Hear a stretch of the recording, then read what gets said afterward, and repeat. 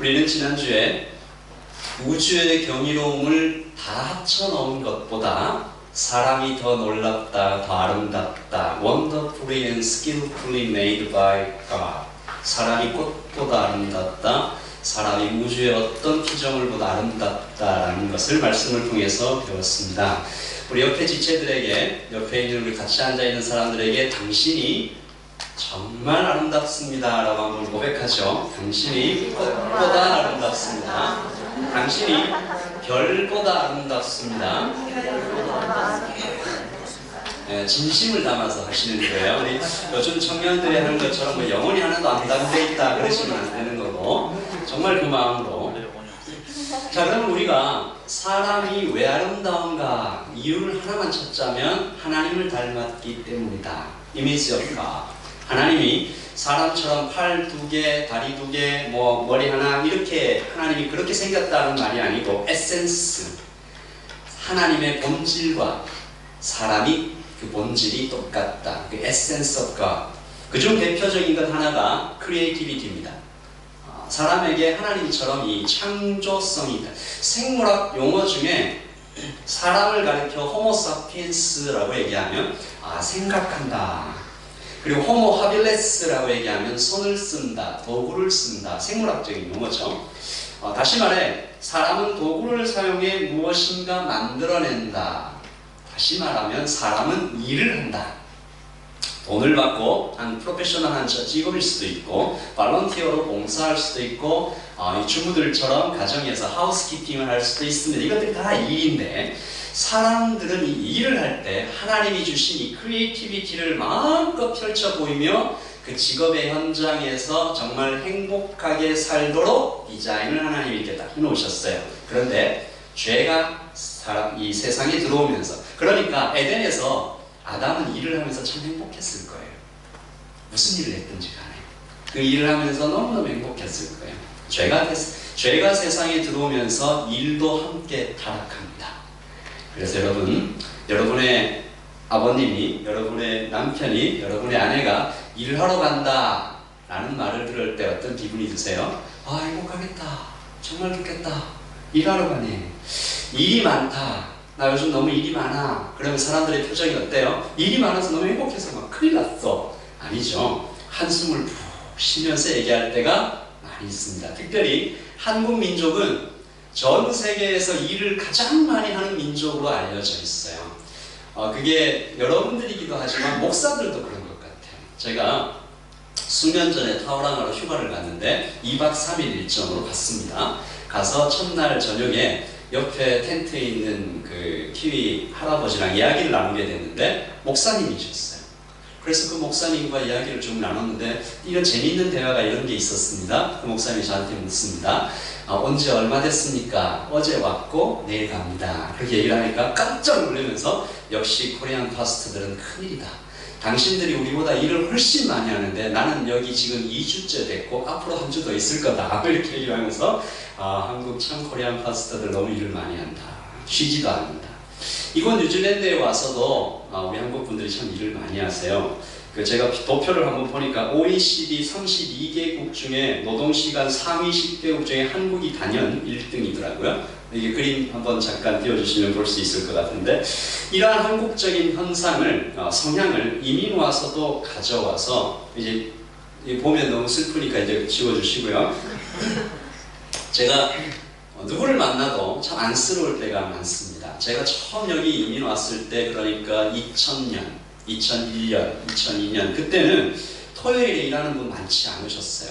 근데 지금은 토요일에 주 6일, 그리고 주 7일 일하시는 분도 제 주위에서 꽤 많이 보입니다. 세상의 경제 시스템이 점점 악해져 가기 때문이 아닌가라는 생각이 들고, 어떤 경제학자는 이렇게 말했어요. 경제는 계속 발전되지만 누구의 이익만 커져간다? 기업들의 이익만 커져가고 보통 사람들은 오히려 점점 더 힘들어져 간다. 그리스도 사업가가 많이 나와야 됩니다. 그리스도인 정치가가 많이 나와야 됩니다. 그리스도인 경제학자가 많이 나와서 이 시스템들을 조금씩 바꿔가고 저항해야 그렇게 해야 할 책임이 있다고 저는 생각합니다. 우리가 주기도문 외울 때 뜻이 하늘에서 이룬 것처럼 땅에서도 이루어진다.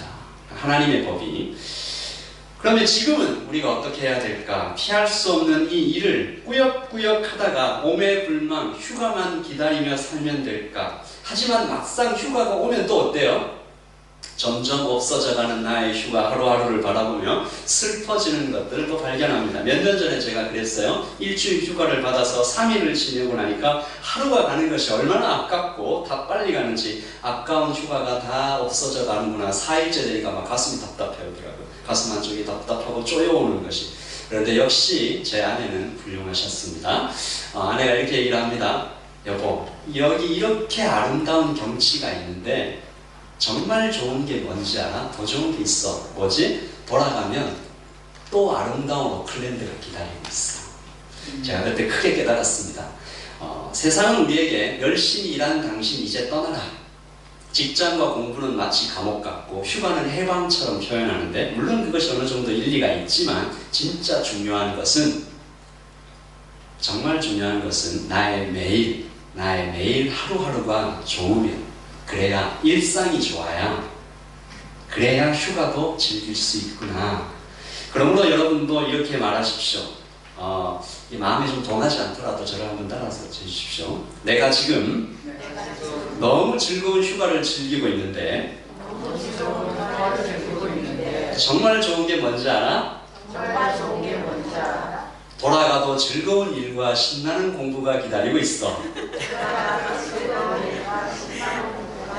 말 안 하세요. 왜? 다시 한번. 돌아가도 즐거운 일과 신나는 공부가 기다리고 있어. 여기 다음 주부터 시험 기간이는데 굉장히 간단하신 것 같아요. 여러분이 꼭 그런 사람이 되시기를 바랍니다. 어떻게 하면 그렇게 살 수 있을까? 오늘부터 2주간 저는 우리 예담교회와 함께 일에 대한 하나님의 말씀을 좀 듣겠습니다. 오늘은 일에 대한 성경적인 정의와 일에 대한 잘못된 세상의 생각들을 좀 살펴보면서 우리 이러지 말자. 그리고 다음 주는 구체적으로 그러면 특별히 직업을 이미 가지신 분들에게도 해당될 수 있지만 아직 중고등부 학생들, 대학생들, 다음에 우리가 어떤 직업을 가지고 세상을 살까 한번 고민해보는 시간을 갖겠습니다. 먼저 일의 정의입니다. 오늘 말씀 여러분 다 잊어버리셔도 이거 하나만 기억하십시오. 일은 신성하다. Work is sacred thing. 같이 한번 읽을까요? 시작. 일은 신성하다. 일은 신성합니다. 고귀합니다. 여기서 일이라 하면 법이 허락하는, 동시에 사람과 사회를 병들게 하지 않는, 그게 도덕도 일하는 거니까. 근데 도덕이 자기 일 보고 나의 일은 신성하다 이러면 안 되는 거잖아요. 그런 의미에서 그런 일들을 빼놓고 모든 일은 다 신성합니다. 오늘 말씀 2장 2절입니다. 같이 읽어보죠. 시작. 하나님이 그가 하시던 일을 일곱째 날에 마치시니 그가 하시던 모든 일을 일곱째 날에 안식하시니라. 아멘. 이 짧은 말씀에 His work, 하나님의 일, work of God, 이런 말이 2번, He had done, 마치셨다라는 말이 3번 반복해서 나타나고 또 3절에도 몇 번씩 반복합니다. 한 목사님은 이것을 가르쳐 하나님께서 일하신다라고 강조했습니다. 여러분, 세상에서는 높은 위치에 올라가면, 귀족이 되면, 왕이 되면 일하지 않는다라고 생각해요. 그런데 하나님도 일하신다. Look, even the great God is not above works. 하나님도 일하신다.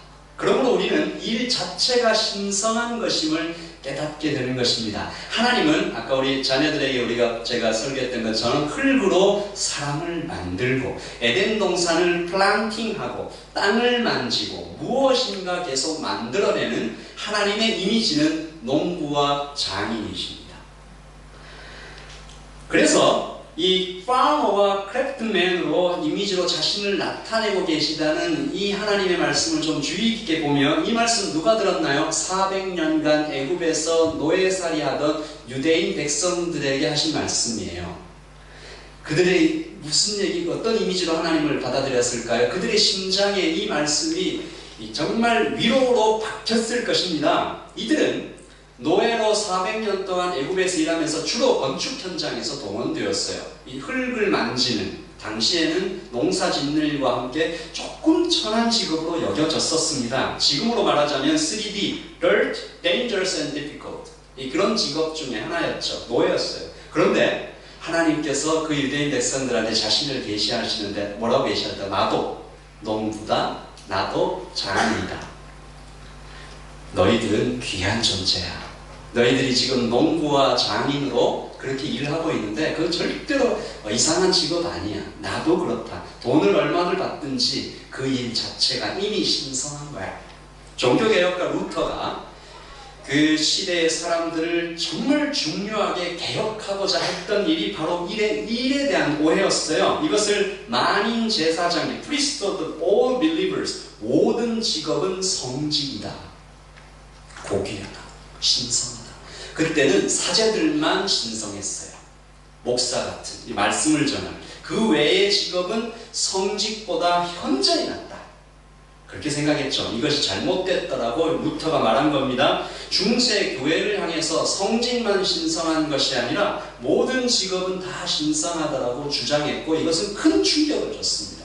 그가 사용한 말씀이 이거예요. 같이 읽어보죠. 시작. 그러나 너희는 택하신 족속이요 왕같은 제사장들이요 거룩한 나라요 그의 소유된 백성이니 이는 너희를 어두운 데서 불러내서 그의 기이한 빛에 들어가게 하시니에 아름다운 덕을 선포하게 하려 하십니다. You are a chosen generation, royal priesthood, holy nation, own special people. 그러니까 당신은 여러분들은 얼마나 거룩합니까? 교회 아니든 바깥이든 성직자와 다른 직업과의 차별이 없어야 합니다. 법이 허락하는 사람과 사회를 병들게 하지 않는 모든 일은 성직입니다. 그래서 여러분이 하고 계신 모든 직업은 성직이에요. 성직이라고 하면 보통 목사, 성직자 아닙니다. 그 부르심이 귀하고 아름답지만 사실은 모든 직업이 성직이에요. 필립 젠슨이라는 분이 흥미로운 말을 남겼는데 만약 여러분도 한번 생각해 보세요. 만약 하나님께서 이 땅에 사람으로 모습으로 오신다면 어떤 직업을 갖고 오실까? 고대 그리스 사람들은 이 필라소퍼로 생각했습니다. 철학적인 어떤 그런 사람. 플라톤이 주장했던 철학적으로 훈련된, 통치된, 그래서 필라소퍼 킹으로 오실 것이다. 로마에서는 이 노블 스테이트스맨, 고귀한 어떤 귀족 정치인의 모습으로 오실 것이다 라고 생각했어요. 근데 그것을 다 깨버리시고 하나님은 어떤 직업을 갖고 오셨어요? 카펜터, 목수의 모습으로 오셨어요. 지금 2019년 뉴질랜드에 하나님이 예수님이 어떤 직업을 갖고 오신다면 어떤 모습으로 오실까 모르긴 해도 아마 주님은 지금 우리가 매일 감당해야 하는 그 일, 손가락이 아파 커피잔을 잘 줄 수도 없는, 어깨가 아파 진통제와 파스를 붙여야 잠들 수 있는, 늘 따뜻한 가계부를 보며 한숨 짓는 그런 우리 민초들의 모습으로 이 땅에 오셨을 것입니다. 그래서 한 성경의 기자는 우리에게 오신 그 대제사장은 우리의 연약함을 체휼하지 아니하시는 자가 아니요 우리의 연약함을 다 아시는 분이다. 그래서 오늘 우리에게도 유대인들에게 말씀하셨던 것을처럼 주님이 말씀하십니다. 사랑하는 나의 아들아, 내 딸아, 네가 하고 있는 그 일은 그 자체로 신성한 거야. 돈을 많이 받아서 다른 사람에게 존경을 받아서가 아니라 그 일 자체로 신성한 거야. 하지만 세상은 끊임없이 이 일에 대하여 교회와 사람을 속입니다. 여러분의 부모님들, 우리 중고등학생 청년분들도 잘 들으세요. 여러분의 부모님들도 여러분을 속일 수가 있어요. 여러분들에게 뭐라고 얘기하세요? 어떤 직업을 가지라고 얘기하세요? 돈 많이 버는 게 최고야. 그거에 뭐니 해도 머니가 좋은 거야. 그거 해. 라고 여러분들을 속일 수 있습니다. 그럼 여러분들이 말씀을 들었던 것처럼 엄마, 모든 직업은 성직인 거야. 라고 부모님들을 잘 가르쳐 주시기 바랍니다. 일에 대한 사탄적인 생각들을 세 가지만 좀 살펴볼게요. 먼저 말씀드린 일을 차별하는 것 외에 일에 대한 잘못된 생각 세 가지만 좀 살펴보겠습니다. 첫째, 일은 필요하기다. necessary evil이다. 일은 그냥 빨리 해치워버리고 쉬어야 할 그런 것으로 보는 것입니다. 그래서 그렇게 일을 괴로워하는 사람이 휴가도 즐겁게 보낼 수 없겠죠. 하나님께서 사람에게 일하라 얘기하셨는데, 여러분, 하나님의 명령은 그 자체로 축복입니다. 그런데 하나님께서 사람 괴롭히려고 너 일해라 이렇게 하지는 않으셨겠죠. 하나님은 일이 나를 소모하는 것이 아니라 나를 충만하게 하는 것이라고 말씀하십니다. 아담을 에덴에 두시며 너 여기서 일해라 라고 얘기하실 때, 엿새 동안은 힘써 네 일을 행하라 라고 하나님 얘기하실 때, 하나님은 그 일을 통하여 아담이 행복할 것을 디자인하신 거예요. 땀을 흘려야 건강이 유지되고, 이를 통해서 먹을 음식을 얻고, 동물들의 이름을 쫙 지어가면서 그의 지성이 발견되고, 무엇보다 이는 하나님과 함께하는 것, 영적인 필요 또한 함께 채우는 것, 이것이 원래 하나님께서 사람에게 일을 명령하신 이유입니다. 그리고 두 번째, 같이 읽어보죠. 시작. 직업이 곧 나 자신이다. Work is my only identity. 너가 아버지 뭐 하시노? 영화의 유명한 대사인데, 너를 보니까 내 아버지의 직업이 대충 알겠고, 그 직업을 가진 아버지가 어떤 사람인지도 뻔히 보이니까 그 아버지 밑에서 자란 너도 뭐 별 볼 일 없는 것 아니냐, 이런 말이겠죠. 너가 아버지 뭐 하시는 짧은 말 속에 아주 많은 함의가 포함되어 있는 것입니다. 구린 아파트에 자란 아이들은 친구들끼리 놀 때 코너에 몰리면 뭐라고 질문한다고 해요? 너희 아빠 계급이 뭐야? 따지기 시작한다고 합니다. 그래서 이제 서열을 정하는 거죠.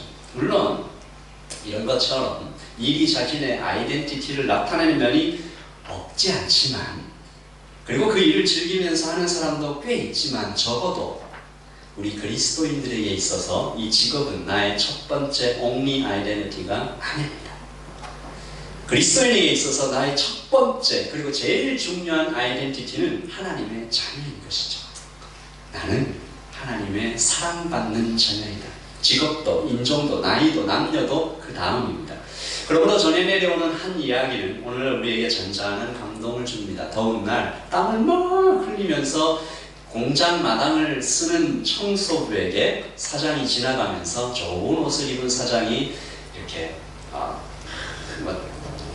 완면의 웃음을 피시면서, 아이고 참 공부를 못해서 아이고 정말 더운데 고생이 많네, 위로를 한답시고 가슴에 이렇게 찔러 넣는 거죠. 근데 청소부의 대답이 기가 막힙니다. 아닙니다. 괜찮습니다. 저는 공장을 쓸고 있는 것이 아니라 지금 하나님께서 창조하신 지구의 한 모퉁이를 깨끗하게 하고 있는 중입니다. 그 대답을 듣고 주인이 충격을 받는 거죠. 그러므로 성경의 생각으로 돌아가야 합니다. 실제로 우리 한국에서도 있었던 일입니다. 마부가 있었어요. 청소년들이 마부라고 하면 뭔지 모르겠는데, 말을 이렇게 끄는 사람, 주인이 이 마차에 타고 있고 마부는 내려서 그 말을 끌면서 이렇게 가는 거죠. 근데 그 마부가 예수님을 믿었어요. 그럼 날마다 이 주인에게 예수님 믿는 것이 얼마나 좋은지 자꾸 얘기를 하니까 그 주인이 귀찮기도 하고 그 마부를 좀 깔아보는 마음으로 확 던졌어요. 야 이놈아, 예수 믿으면 뭐 좋은 게 있냐? 예수 믿으면 그럼 너 같은 천것이 나 같은 귀족이라도 된다더냐? 라고 하면서 찔러 넣었어요. 그랬더니 그 마부가 이렇게 얘기합니다. 아닙니다. 예수 믿는 것은 그런 것이 아니라, 예수 믿는 것은 예수를 믿고 제가 이 마부 노릇을 정말 하나님 앞에서 성실하게 하는 것이지요. 그러므로 세상은 자꾸 우리 보고 너의 직업이 너의 아이덴티티니까 너는 그에 맞춰서 살아라. 마음을 새롭게 해야 됩니다. 하나님께서 우리에게 말씀하실 때 너희는 세상의 빛이다. You are the light, the salt. 여기에 굳이 이 앞에 the라는 정관사를 붙이시면서 너는 이 세상의 유일한 빛이다. 유일한 소금이다. 오직 하나밖에 없는 빛, 오직 하나밖에 없는 소금이라고 얘기하시는 것이죠. 그리고 세 번째, 자 같이 한번 읽어보죠. 시작. 일은 단지 다른 사람을 위한 희생이다. 요게 약간 좀 판별하기 어려운 생각인데, 이것 역시 사탄적인 생각이죠. 이것은 특히 이민사회에서 많이 발생합니다. 뉴질랜드로 이민 온 한국 중년 남자가 이미 나이가 많이 들어서 할 수 있는 일이 많지 않습니다. 여러 가지 영어를 많이 안 써도 되고 한국에서는 전문직에 종사하셨는데 여기 오시면 다른 일을 하셔야 되죠. 그 일을 하면서 생각합니다. 나는 이 일을 어쩔 수 없이 하는 것이다. 나는 가족을 위해서 어쩔 수 없이 이 일을 하는 것이다. 일은 가족을 위한, 타인을 위한 희생이다. 꽤 오래전 드라마였는데 응답하라 1988에서 주인공 덕선이와 아버지의 대화를 제가 기억합니다. 덕선이가 꿈이 없다고 말하죠. 없어. 난 꿈이 없어. 아빠는 한심하지. 나 진짜 멍청한가 봐. 이렇게 아빠한테 얘기하니까 아빠가 얘기합니다. 멍청하긴 뭐가 멍청하냐? 이제부터 꿈을 가지면 되지. 아버지도 네 나이 때 아무 생각이 없었다. 아빠도 처음부터 은행원이 되려고 결심했던 건 아니야. 그냥 먹고 살라고 빠둥빠둥 하다 보니까 여기까지 온 거야. 덕선이가 또 묻죠. 그럼 아빠 지금 꿈은 뭐야? 라고 물으니까 아빠의 지금 꿈은 우리 보라, 우리 덕선이, 우리 노을이 하나도 안 아프고 건강한 것. 아빠 꿈은 딱 그거 하나밖에 없다. 자식 새끼 다 건강하고 안 아픈 것. 그것 말고 아빠 꿈이 더 뭐가 있겠냐? 라고 말하죠. 감동적이죠. 아름다운 마음입니다. 하지만 사실 대부분 우리 부모님들의 생각도 이와 비슷하지 않을까? 여러분 꿈이 뭐예요? 부모님들 마음속으로 한번 대답해 보세요. 여러분들 꿈이 무엇입니까? 이 덕선이 아빠 마음과 비슷하세요? 내가 지금 하고 있는 일은 그저 이 일을 통해서 우리 자녀들 잘 건사하고 꿈은 뭐 그거 하나지. 그러나 이 생각도 성경적인 생각은 아닙니다. 아름다운 생각이긴 하지만 이를 necessary evil로 보는 첫 번째 생각과 다른 큰 차이가 없어요. 여러분 다시 말씀드립니다. 하나님은 우리의 일에 대하여 이게 necessary evil도 아니고 my only identity도 아니고 그냥 다른 사람을 위한 그냥 sacrifice도 아니고 일은 무엇이라고요? 일은 신성하다. 일은 정말로 신성한 것입니다. 너의 일은 그 자체로 신성하고 고귀하다. 모든 직업은 성직이다. 일은 그러므로 단순히 먹고 살기 위해서가 아니라 자식이나 부모님을 위해서 하는 그냥 그런 희생도 아니고 너무 하기 싫지만 어쩔 수 없이 해야 하는 necessary evil도 아니고 하나님과 함께하는, 같이 한번 저를 따라 하시죠. 영광스러운 소명입니다. 영광스러운 소명입니다. 그러므로 우리 그리스도인들이 가지는 모든 직업은 그 직업의 어떤 형태를 띠고 있든지 간에 목적은 하나입니다. 하나님의 나라를 세워나가는 것이죠. 이분은 여기에서, 이분은 저기에서, 은행원은 은행원의 자리에서, 농부는 농부의 자리에서, 파머는 파머의 자리에서, 장인은 장인의 자리에서, 의사는 의사의 자리에서, 그리고 엔지니어는 엔지니어의 자리에서 하나님의 나라를 어떻게 창조하고 있을까? 나는 그저 한 사람의 직장인인데 뭐 이런 거 할 수 있나? 그러나 자비롭고 사랑이 많으신 하나님께서 우리에게 하나의 그림을 보여주시는 거죠. 2장 8절입니다. 같이 읽어보죠. 시작. 여호와 하나님이 동방의 에덴에 동산을 창설하시고 그 지으신 사람을 거기 두시니라. 여러분 이 말씀 짧지만 이 말씀을 읽으시면서 머리에 어떤 이미지가 그려지세요? 여호와 하나님이 동방의 에덴에 에덴 동산을 만드시고 아담과 하와를 거기에 두시니라. 어떤 그림이에요? 자, 에덴 동산 멋지게 만들어 놓았으니까 거기에 아담, 이브 두시고 하나님은 떠나버리셨나요? 하나님은 이 일을 아담에게 다 맡기시고 이제부터 네가 여기 다 케어해, 다 이게 관리해 라고 하시면서 이렇게 놔두시고 떠나셨나요? 아닙니다. 하나님은 너가 하는 일이 거룩하다, 농부와 장인의 일을 맡기시면서 함께 하고 계시다는 2장 15절입니다. 같이 읽죠. 시작. 여호와 하나님이 그 사람을 이끌어 에덴 동산에 두어 그것을 경작하며 지키게 하시고, 여기에 사용된 경작과 지키게 한다는 이 단어가 하나님이 우주를 창조하실 때 쓰셨던 단어와 같은 거예요. 그러므로 하나님이 하시는 신성한 일에 아담을 동참시키시면서 하나님의 동력자라고 하는 그림이 탄생하는 겁니다. 우리 모든 직업의 현장에 이것이 펼쳐져야 한다는 겁니다. 팀 켈러 목사님은 이것을 두고 Work as partnering with God. 하나님은 우리의 모든 직업 현장에서 나와 파트너로 같이 일하고 계신다. 로렌스라는 신부가 있습니다. 유명한 책을 썼죠. 하나님의 임재 연습이라는 책을 썼는데 그가 그 책을 언제 썼는지 아세요? 설거지하면서 썼어요. 설거지하면서. 수도원에서. 설거지를 하면서 하나님이 주시는 나는 지금 하나님과 함께 설거지를 하고 있다.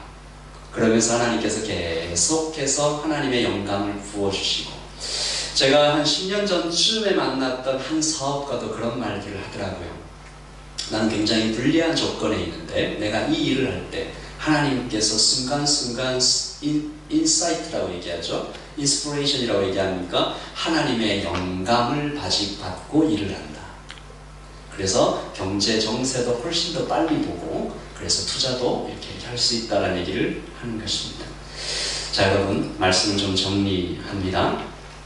우리 모든 직업의 현장 그 모든 곳에서 하나님 제가 교회에서 예배할 때와 똑같은 성령의 충만을 제가 설거지할 때도 느끼게 해주세요. 제가 아침에 출근할 때 직업 현장에도 내가 어떤 곳을 청소할 때 농부로서 밭을 갈 때도 아이와 참 힘겨운 씨름을 할 때도 하나님 제가 예배할 때 누리던 그 성령의 충만을 모든 직업의 현장에서 누리게 해달라. 오늘부터 직장에 출근하실 때 나가는 마음가짐이 오늘 여기서 우리가 좀 기도를 참 잘해주셨는데 주일에 예배당에서 대표 기도하는 것을 맡은 것처럼 강단에서 말씀 전하는 일을 맡은 것처럼 출근해서 사무실 문을 딱 열 때 이것이 나의 여기 선교의 현장이다. 예배의 현장이다. 하나님과 함께하는 그 일의 신성한 현장이다라는 것을 기억해 주시면 감사하겠습니다. 그래야 이 땅이 살아납니다. 여러분 저는 이렇게 생각합니다. 저 같은 목사들이 어떻게 미용사들의 마음을 알까? 저 같은 목사들이 어떻게 이 한의사들의 마음을 알까? 또 이 음식을 만드는 뭐라 그러고 음식 만드는 사람은 셰프. 그 셰프들의 마음을 나는 어떻게 할까? 어떻게 그들의 언어로 그 사람들에게 적절하게 복음을 전할 수 있을까? 제가 얘기하면 그 한의사들, 건축가들, 미용사들, 셰프들 뭐라고 생각할 것 같아요?